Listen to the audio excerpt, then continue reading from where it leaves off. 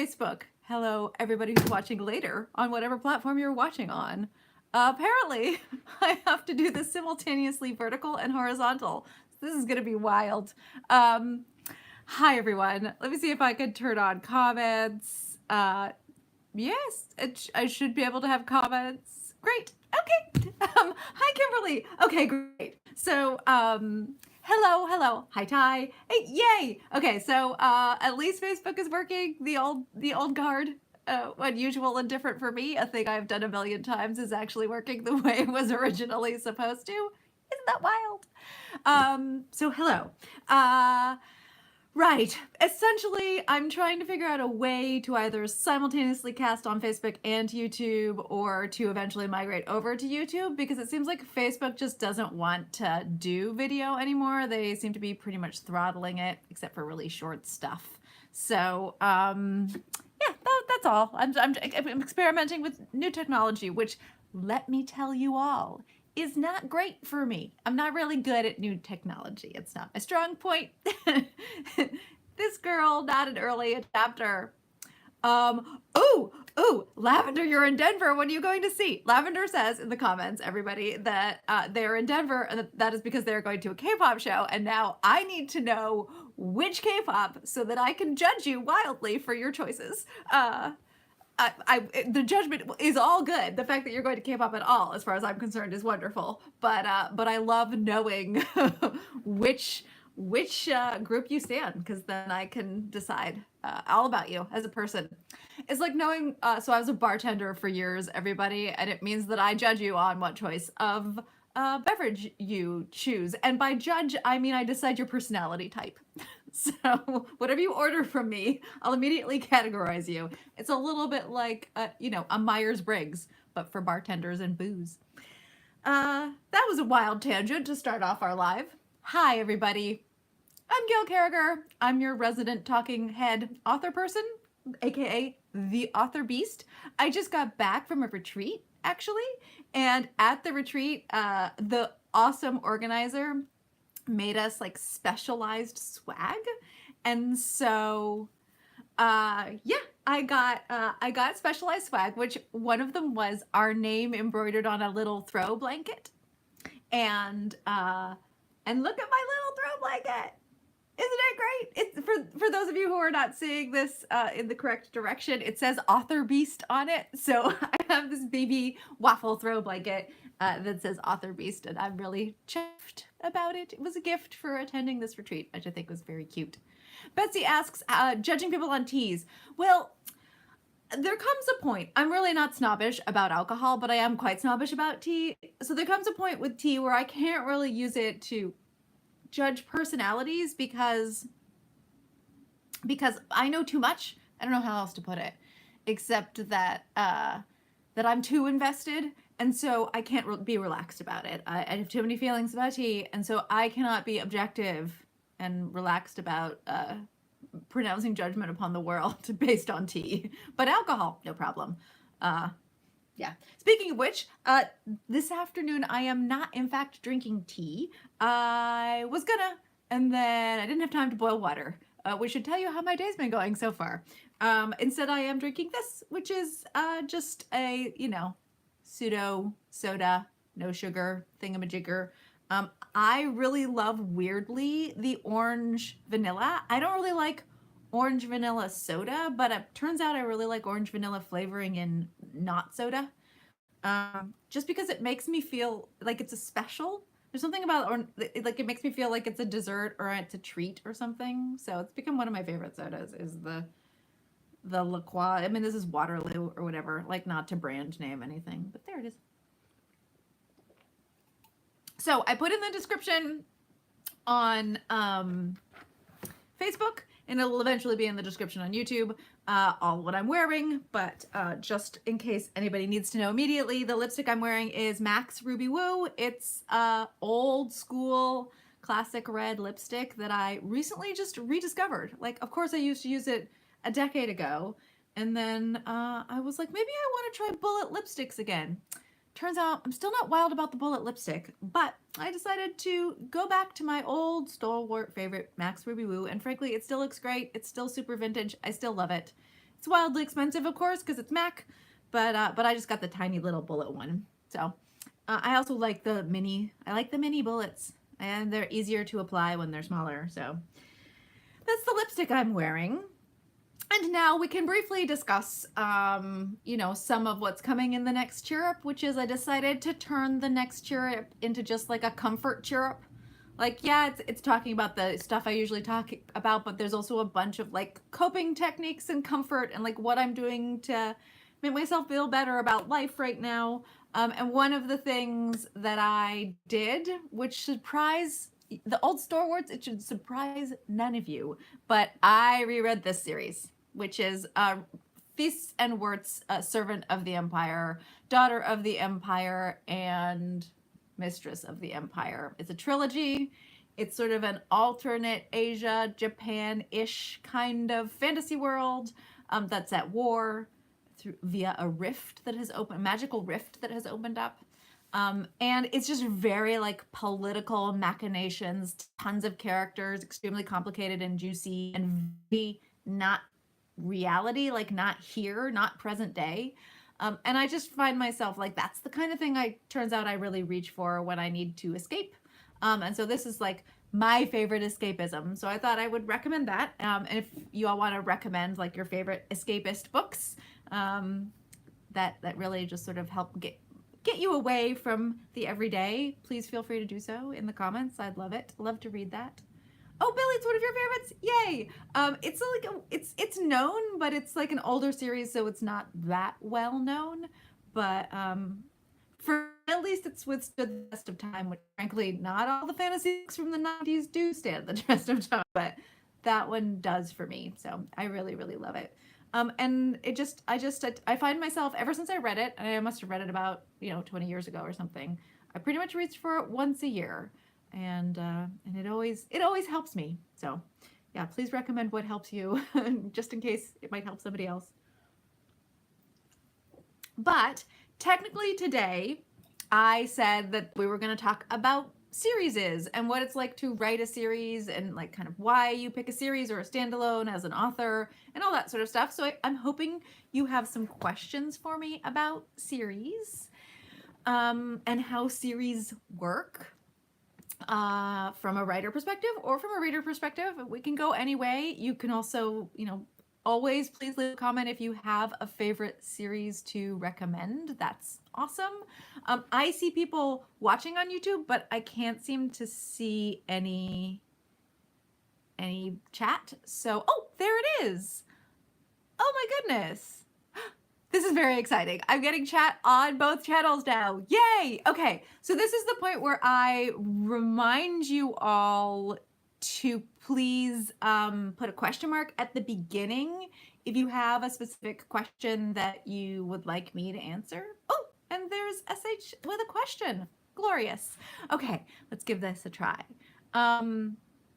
So SH wants to know, I'm just going to scroll real quickly back through and see if anybody's left an older question that I missed. And it looks like no, everyone's just tuning in and saying hi. Wonderful. Thank you all.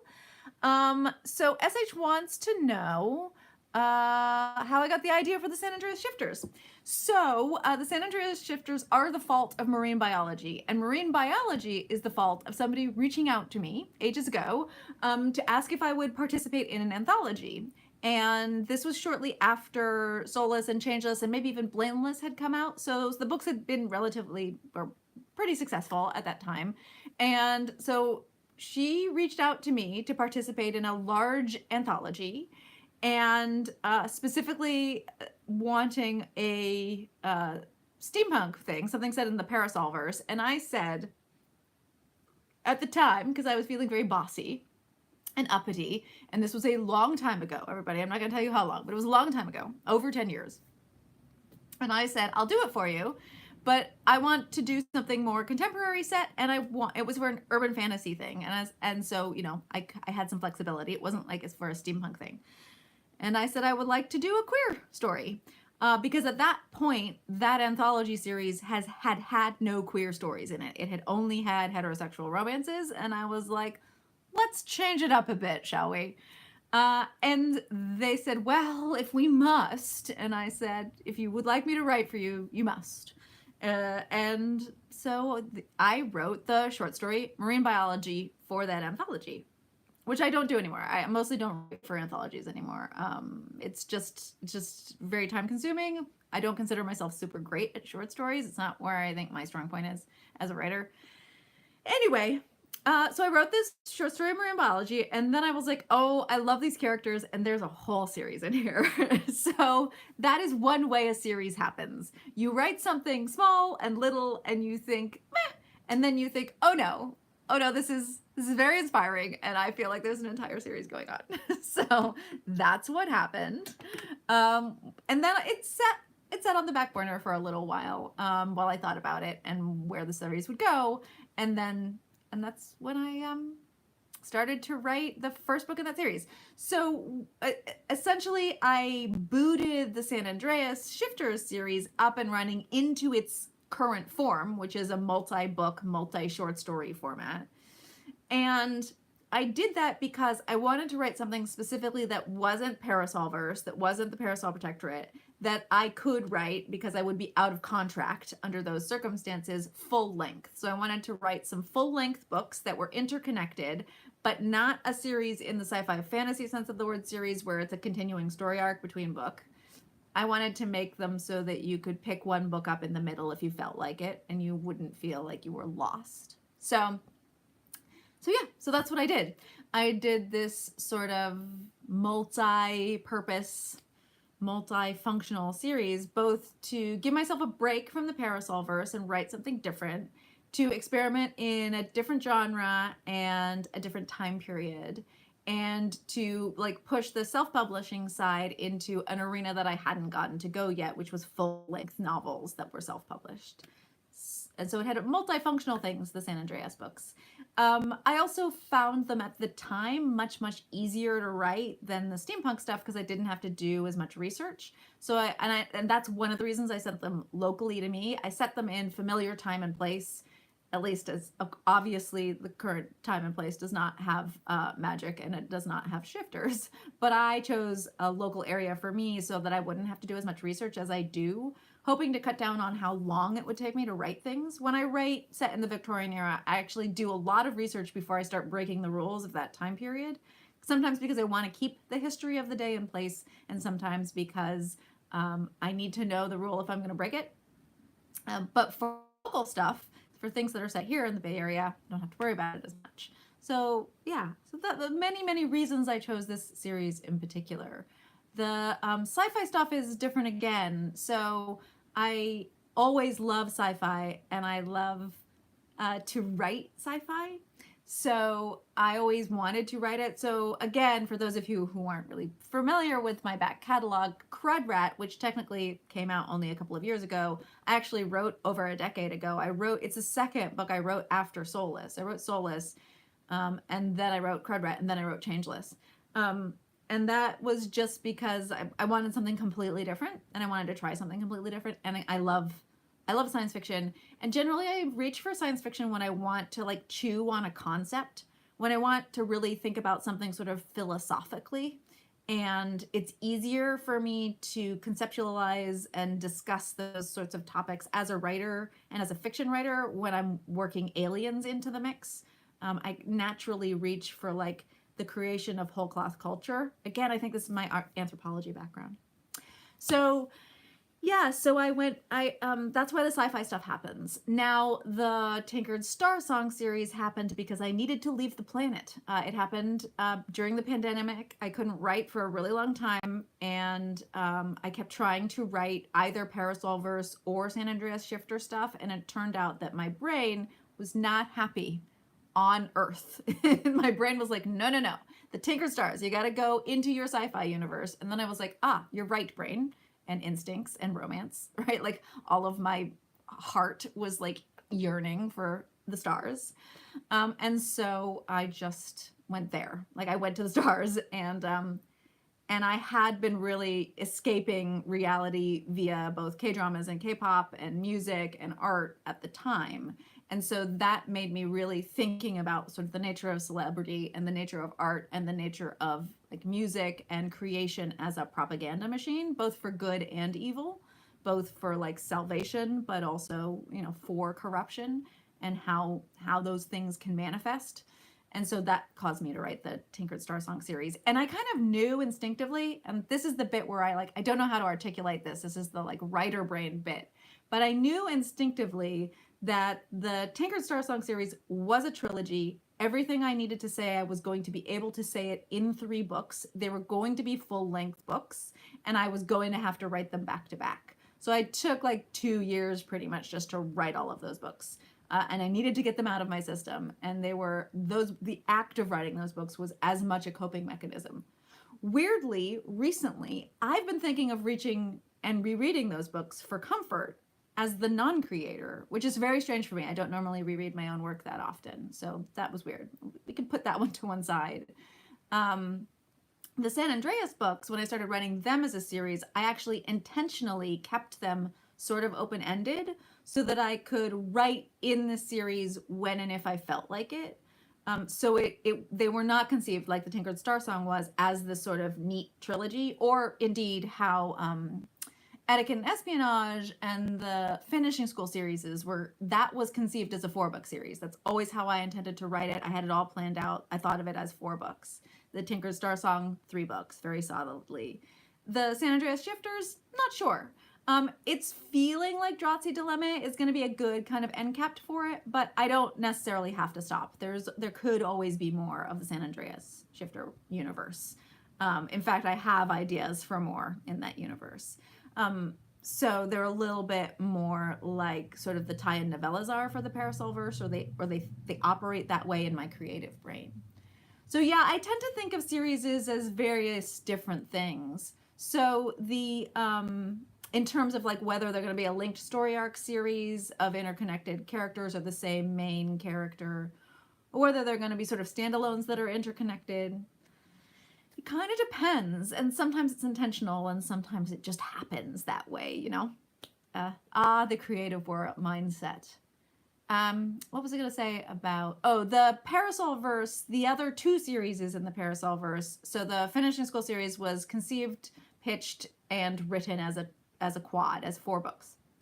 The Parasol Protectorate was originally written with Solus as a standalone, and then I had intended to write the spin-offs of Prudence's series. So Solus was meant to be just 1. But then when it sold to a publishing house, they actually had me under contract for 2 in a series. And I was like, oh, am I writing a series? Okay, I guess I am. And so that's when I wrote Changeless, and then I realized I had too much to say, and so Changeless has a cliffhanger.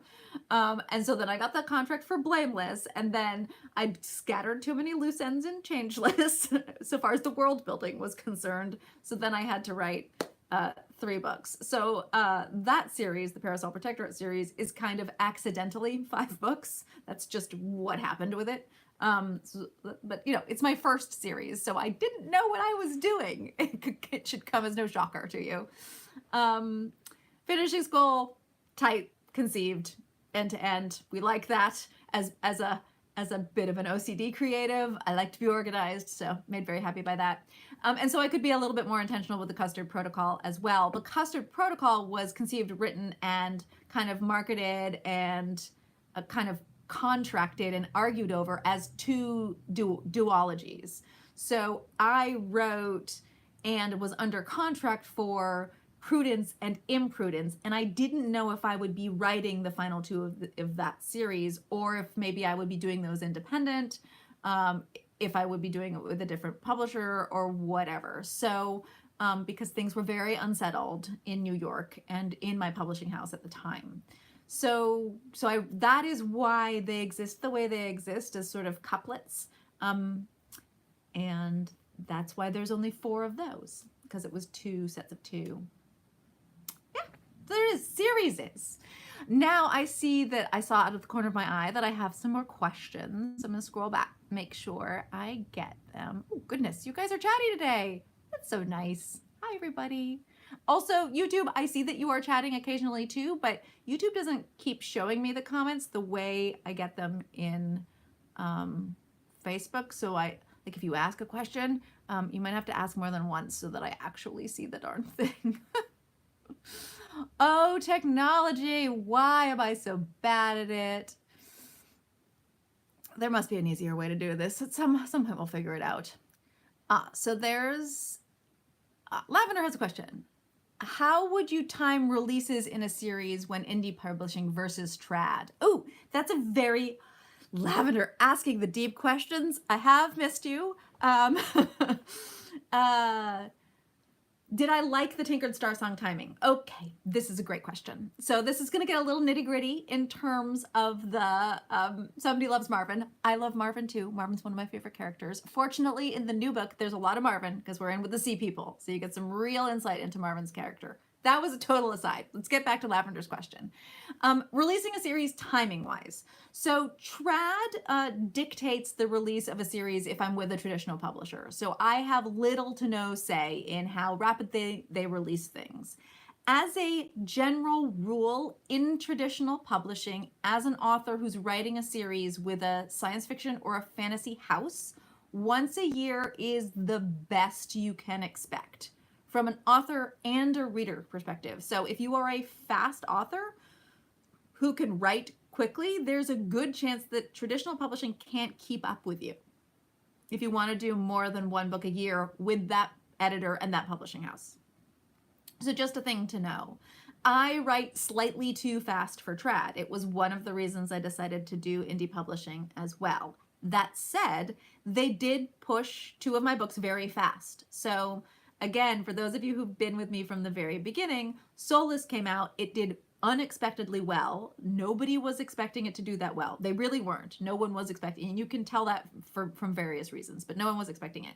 It performed extremely well, and so fortunately, I had already written Changeless by the time it started to do really well, so they were ready with that. So they brought Changeless out tight as the second book in that series. They didn't wait an entire year. I think it was maybe 8 or 9 months. And then they had me write Blameless really quickly as well. So, yeah. Oh, I have a question on YouTube. No, come back. No, come back. Oh, it fades it away before I can read it. Oh, man. Annie wants to know if I knew when I started writing San Andreas Shifters how many books there would be. No, I didn't. It's one of those that I'm still not sure how many books there will be. Okay, back to the timing. So traditional publishing, once a year is what you can expect. Generally, it's once every couple of years. Depending on the speed of the writer. If the writer's quite slow, it can be once 7, 8, 10 years. You know, you never know. That's dependent on the writer, but it tends to be slower than in indie as a rule, because in indie we can control it to our own speeds as authors, and a lot of indie authors are relatively fast writers. So, Tinkered Star Song. When I set out to do Tinkered Star Song, because I'd written all of those books back to back, and because they're very linked, so I figured everybody would want to know what happened next. I released them once every 2 months, which is a kind of a rapid release. Once a month is what they say you should do if you're really doing rapid release, but I wanted to experiment with various other things, and I had 3 books to experiment with, which I very rarely do. That's not usually my style as a writer, is to write that many books all at once that quickly. So I decided to do this once every 2 months release pattern, and I'm never doing that again.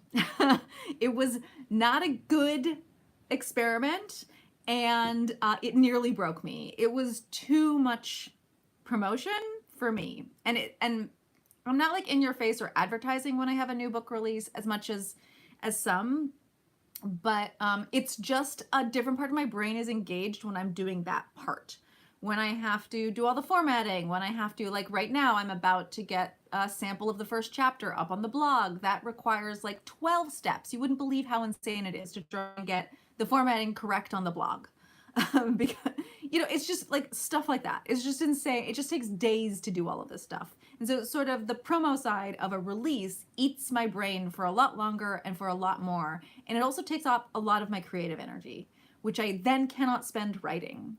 So while I am releasing a book, it's really hard for me to write anything else or write anything new. Now I can work on nonfiction. That doesn't tap into the same kind of my brain, but it's a lot of focused labor and spreadsheet and tracking and data and all of this other stuff when I'm releasing that is weirdly exhausting in a way that just writing fiction is not. Writing fiction is also exhausting, but it just uses a different part of my brain. I don't know how else to articulate it. And doing those 3 books back to back essentially took about 7 months of my life just for that part of my brain. And that was not good. That was not healthy, and it didn't work. So I'm not going to do that again. I really like the release of 2 books a year, or sometimes 2 books in a silly project. Or a short story or something like that. And that basically gives me breathing room. So I can ramp up and do some release stuff and some production stuff like what I'm doing right now for Dratzi Dilemma. And then I can kind of put most of that on the back burner, just check in with you on social media and on these lives and with the newsletter, and mostly spend my time writing the next piece of fiction until I have to ramp up for release again.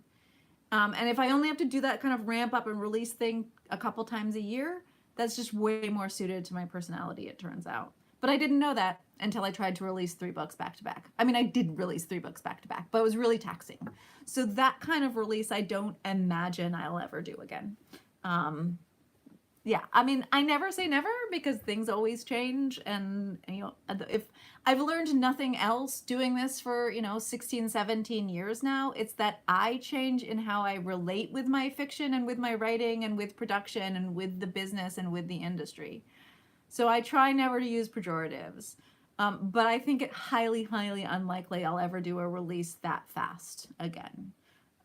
That it was a lot, and I think it was too much for me.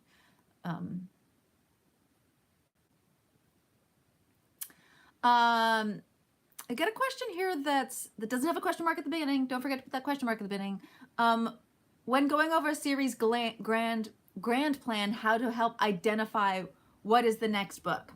That's interesting. So if you're writing a linked series where it's an arc of plot and main character that's holding the series together, and that you have an end game in mind, then you know what book to write next because the story is telling you what book you write next. So something like this kind of series, right? Or the Tinker Star Song series. You know what to write next because it's the middle book in a trilogy. And the middle book in a trilogy has certain things it does as part of its role. Think about movie trilogies, for example. Right? The middle book has a specific style that it goes to. So you sort of know what your broad structure is, and you tend to know what your story structure is because presumably you have an idea of what your end game is. One hopes. So that kind of series, you know what's next. In terms of like the San Andreas books, so series that are more linked. So the way the romance genre tends to write series is that you have a shared setting and perhaps an arc of a community that's moving through time, if not space, and into which you drop or reimagine existing characters as the new leads, but the rest of the characters are relatively familiar and sort of stay in place. So that kind of shared community series, for lack of a better way of putting it.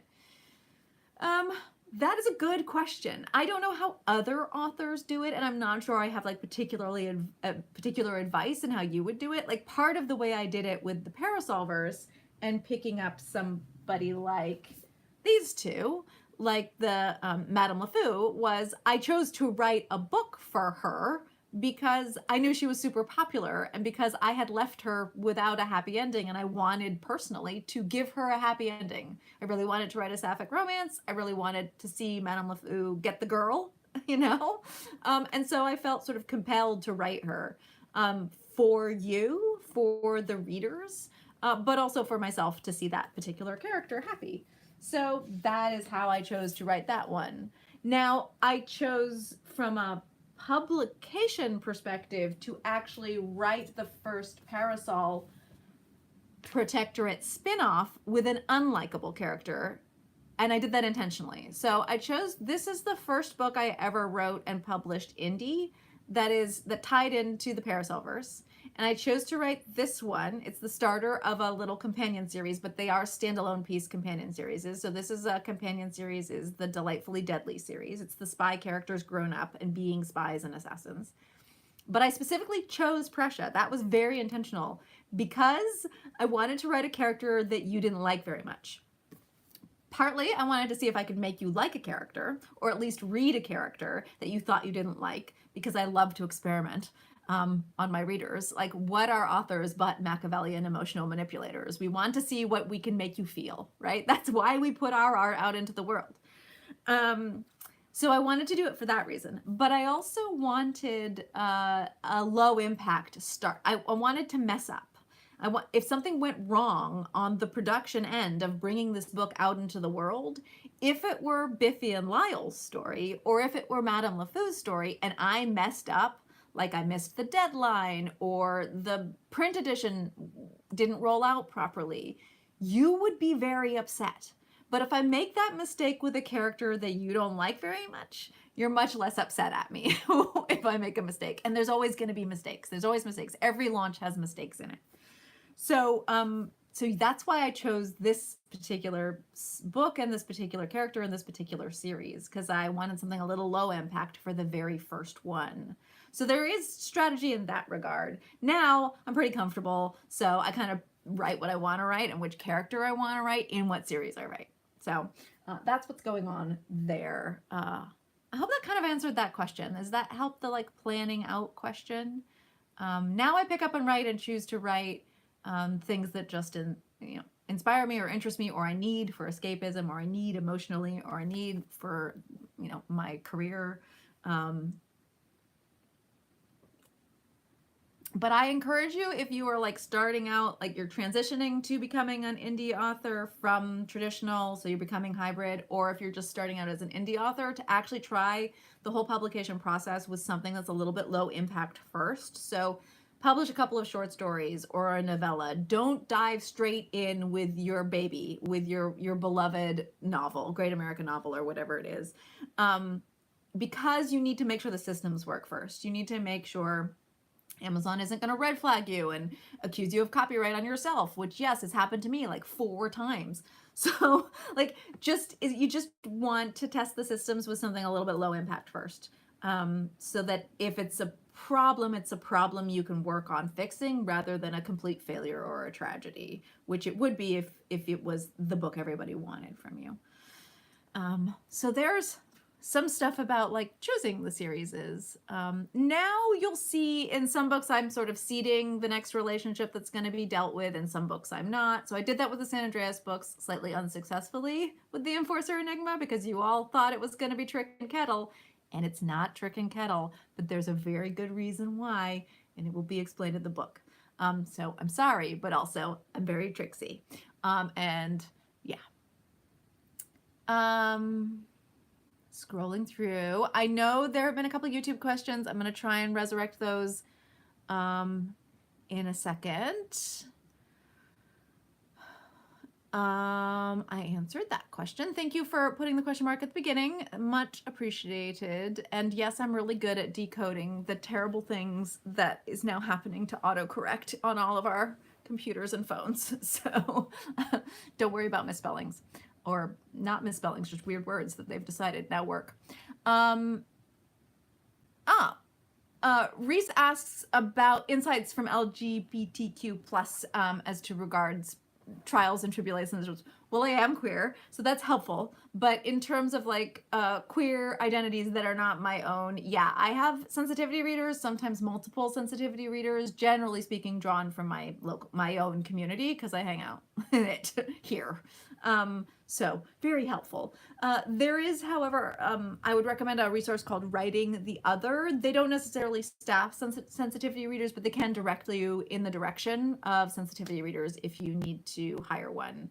And generally, I am one of those authors who would recommend it. You want to have, especially if you're writing major characters or a main character who is not of your background or identity, then it's a really good idea to get a sensitivity reader to make sure you're not messing up badly. So that is what I do. TK asks, any sapphic ideas for the SAS series? Yes. So I dropped Fast and Lennis a little while ago. And Lennis is one of those characters that I would love to have like spin into a sapphic line. We'll see. I actually have a sapphic piece I really want to write that may or may not be tangential to that universe, or it may be like contemporary. I know, or like historical, but like not distant historical.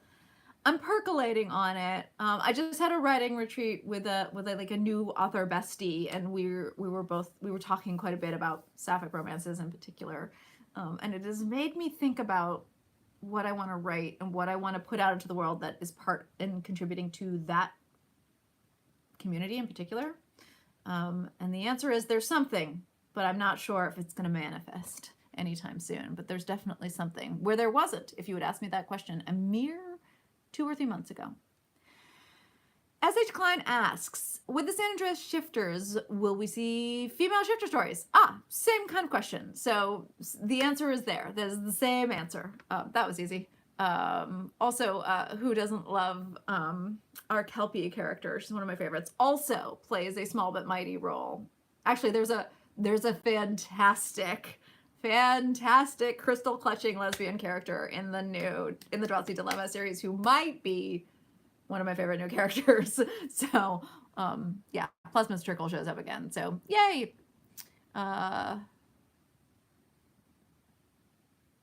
Series with definite endings.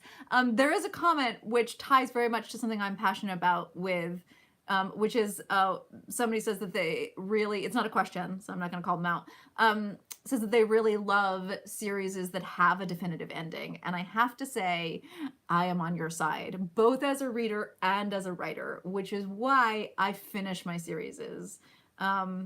So, sometimes I leave them kind of open-ended in the case of the San Andreas pack, but don't worry, I always leave the pack happy and contented. Like, I'm never going to leave anybody in peril or, brokenhearted. Like, I just don't do that. But my sci-fi fantasy series that are linked, like the Tinkered Star Song or the Parasol Protectorate or whatever, I tend to write an ending, and I like writing endings. I think I'm pretty good at endings, so that's part of it. I enjoy tying everything up in a neat little bow.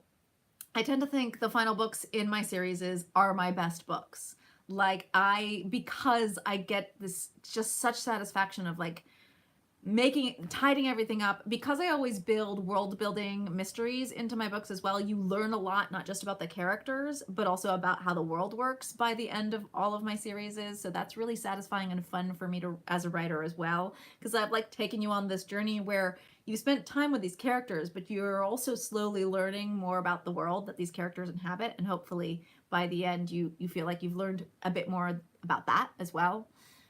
So I think Timeless, Manners and Mutiny, and Reticence and Dome 6 are like some of the best and strongest books that I've written because they're the final books in series.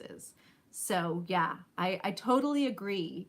If it is a linked plot series, so if it is a series where the author has made it clear or is writing in a genre where it's clear that the series is going to have a beginning, middle, and end, as well as each book, I really prefer, don't tell anybody, to wait until the series is finished before I start. I mean, I will often buy the earlier books in the series in order to support the author. But if it is a series that is gonna have a beginning, middle, and end, I've been heartbroken too many times, and we can all name names, by authors who haven't finished the series. And I've just been waiting for so long. And part of the heartbreak comes from, I have a terrible memory and awful retention, and I will have entirely forgotten everything about the series by the time the final book comes out. And then I'm like, now I have to reread all of the other books, and it's just, and then I'm exhausted.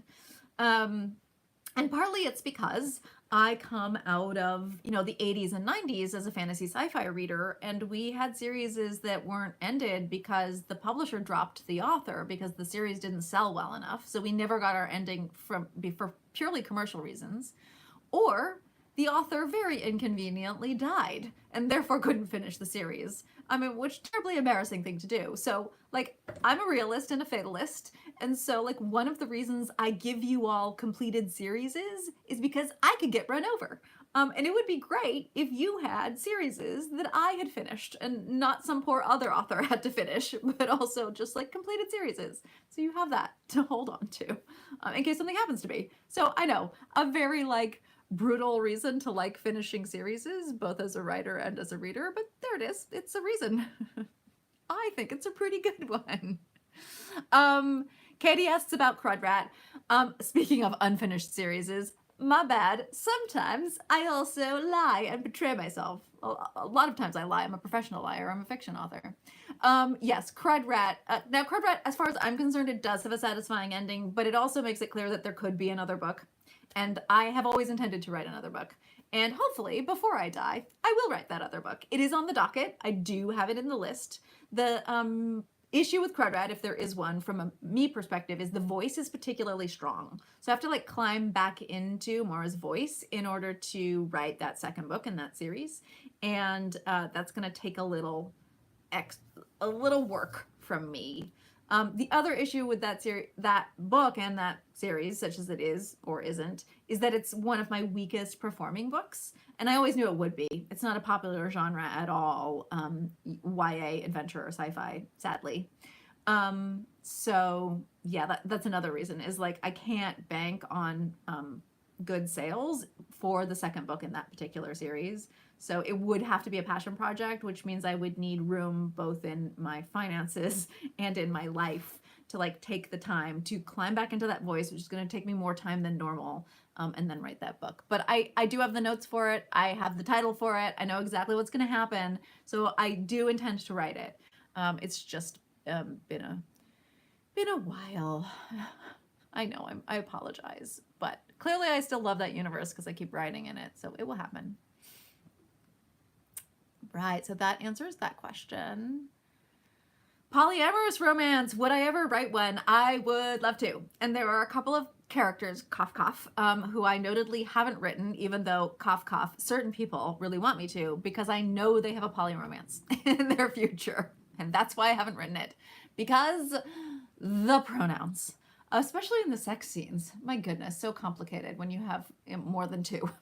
It's already complicated enough if you have two people with the same pronouns. When you have multiple pronouns being slung around in English, it's just very cumbersome. We have a cumbersome language where pronouns are concerned.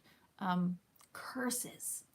So yes, that's why I haven't written it. No, it isn't just that. But yes, I would love to write one. And when a character happens that says that they're poly, I have either like rested them on the sidelines waiting to be picked up again, or I have made all the extensive notes, and I would definitely like to write one in the not too distant future, quite frankly. I think it'd be really fun, and I think it would be challenging, and I do feel like as a writer we should move in the direction of greatest challenge. So the things that scare me are the things that I try to write, at least a bit of it in each new book, to see if I can stretch, to do it because other people haven't, or other people don't do it as often. So yeah, I would love to do a polyromance. It'll happen. I have faith.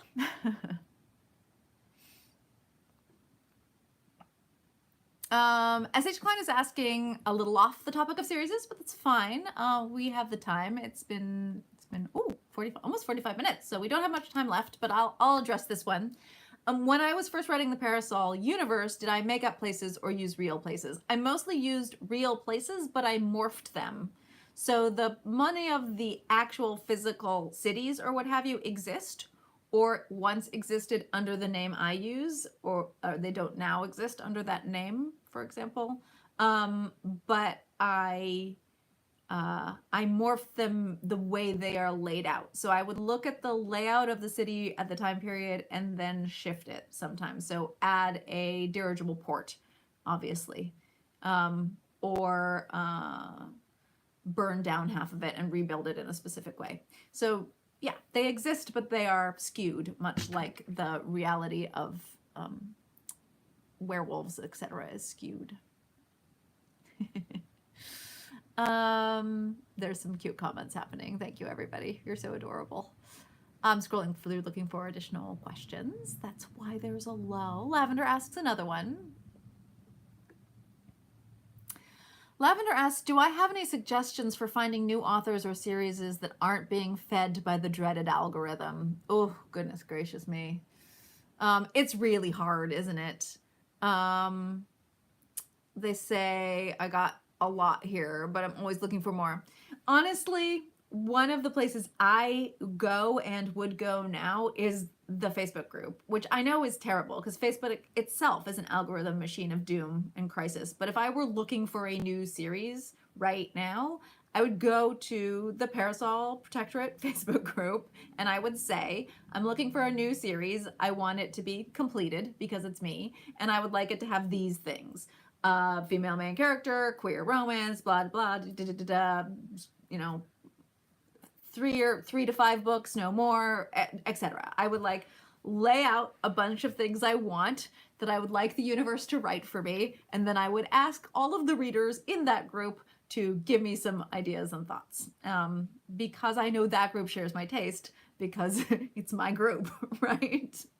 I also will go to friends who I know are readers. So I have a cadre of friends from various times of my life, from different workspaces, from working at the Renaissance Fair, from college or graduate school, who I know read the kinds of books that I really like and enjoy, and I would ask them for recommendations. I call these my taste curators. I used to have bloggers that I would follow who did this, but I don't anymore.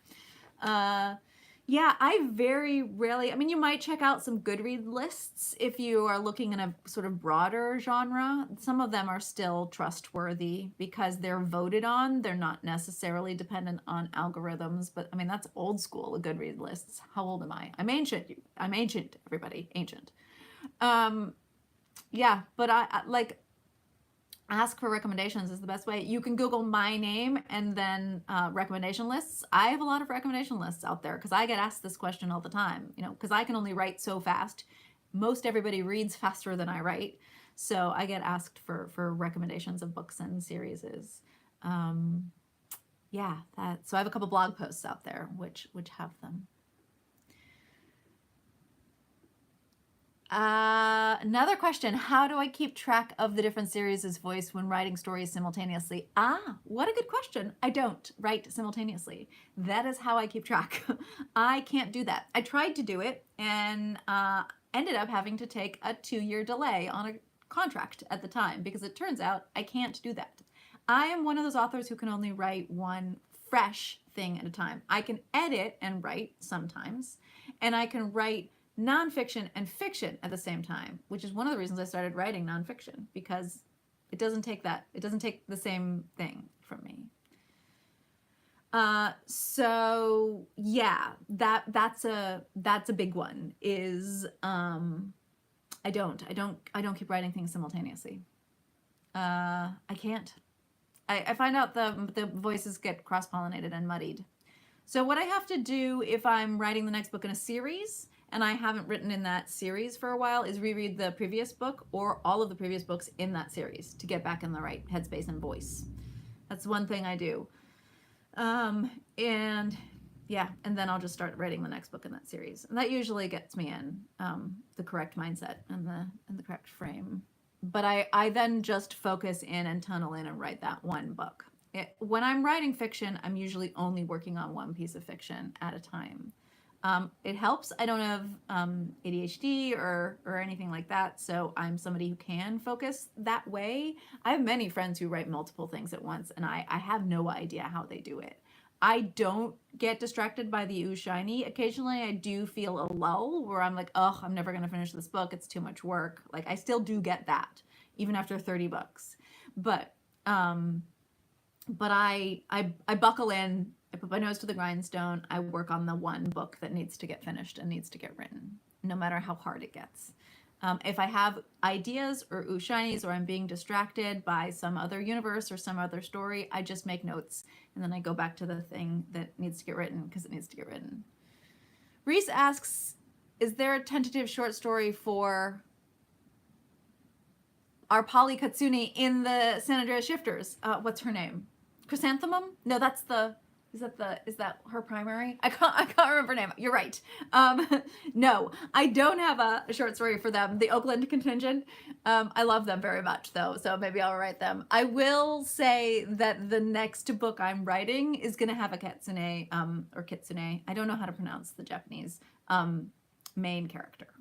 Although she's not Japanese. She's the Chinese variant, shall we say.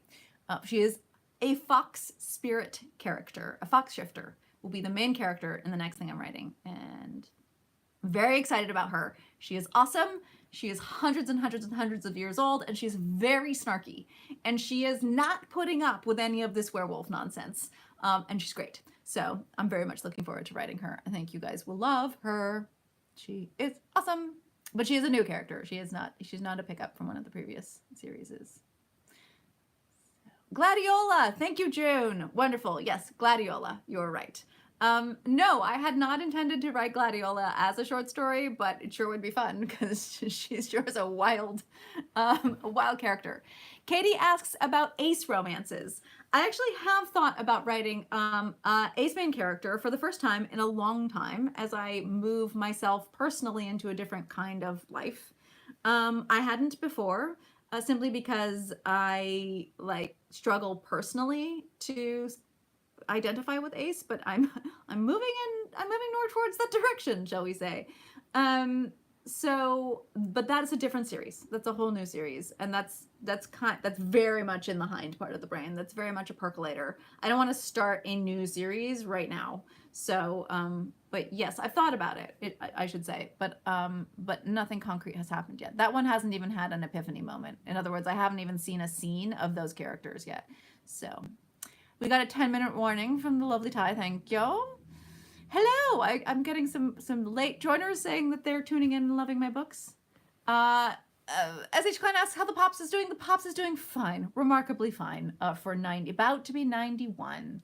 I am going to take a look at YouTube and see if they have questions. Annie asks, did I know when I started writing the San Andreas Shifters how many books there would be? Oh, I think I got this one. I think I addressed this one pretty clearly. The short answer is no, and I still don't know. So good. That was just the one question from YouTube. Wonderful. Thank you everybody so much for tuning in. We only have a couple more minutes, and it has been delightful talking to you. It looks like in bifurcating between YouTube and Facebook, I got about the same amount of people as normally tune in to one of these lives. So that's interesting. People are saying that they love my books. Thank you. And they hope I do an ace character. I would love to at some point. I really would at this juncture. Oh, Karen asks an interesting question for us to end on, which is, when I talk about having a story like percolating on the back burner, about how long do they percolate for? I don't know. That's a little bit like asking how long it takes me to write something. So about how long do they percolate for? Sometimes, like with the case of the second Crudrat book, for a decade it's been percolating. Sometimes, like with the Tinkered Star Songs, those books percolated for like a very short amount of time, like maybe a month or two before I was like, oh no, I gotta write this. Like the characters just start like talking at you, and in the case of that one, like singing at me and screaming at me, and I was like, oh, I have to write you all. Sorry, please shut up while I write. Please talk slower so that I can get it down real quickly. So yeah, it really depends on how noisy the characters are. But yes, as Karen is saying, sometimes for years they can just be like, and then I don't know what it is. I mean, who can tunnel into the muse and creativity and why creativity happens? But something happens, and suddenly that one needs to be written. Like suddenly I'm like, oh, it's you. Oh, hi. Hello. So yeah, I don't know. Sometimes they percolate for a very short amount of time, and sometimes it takes forever. I mean, it's like cooking a dish. Sometimes it's a stir fry and it's fast and easy, and sometimes it's a stew. Sometimes it's frickin', a pressure cooker or a slow cooker. Sometimes it's a pit in the ground that's gonna take 3 days. Somebody's asked about The Fifth Gender and Triss, and that is the other book that's on the back burner and percolating. So Crudrat, the second book, Tris, the second book. Both of them I have very good ideas for. And yes, I just got a question, which it works for everybody, which is, will there be a replay available of this video because you just tuned in later because the algorithm is wild? And the answer is yes. For YouTube, it will probably be the horizontal version that comes off of Facebook, and I'll post that later to my channel, just to my main channel, because I have no idea how this vertical live is even working. I literally have no clue what's going on over there, except that 20 people are watching and you guys asked questions and commented, which I appreciate very much. For the Facebook Live, it gets held on my page and just sort of sits there for sometimes 30 days, sometimes forever. Facebook's very willy-nilly about whether it will let it happen or not. But also you too can trot over to YouTube and see the replay of this video there, and on YouTube it lasts forever, so far as I can tell. So, or as long as technology gives us in their idea of forever. Thank you all so much for joining me. This has been a delightful conversation. I am so glad that we got to talk the whole time pretty much about series and writing series. To me, it's something really, really interesting. It's often a question that when authors get together, we ask each other, like, what kind of books do you write, in terms of like, do you write book lengths but linked together in a series? Because it's a different kind of writing and it's a different kind of using your brain. So I really appreciate you all joining me and asking questions. And if you're tuning in later, still feel free to ask questions. And definitely, if you're up for it, tell me some of your favorite series, because I think it's a cool conversation and to think about. And I love knowing what everybody's reading. Whether it's my books or not, you can talk about other series. I did. So, yeah. Thank you again. I hope you all have a lovely weekend or start to your week. And as I always say, please take really good care of yourself and somebody else if you can. Eat something or drink something tasty for me and tell me how awesome it was later. And have a lovely rest of your day. And I'll see you all next time.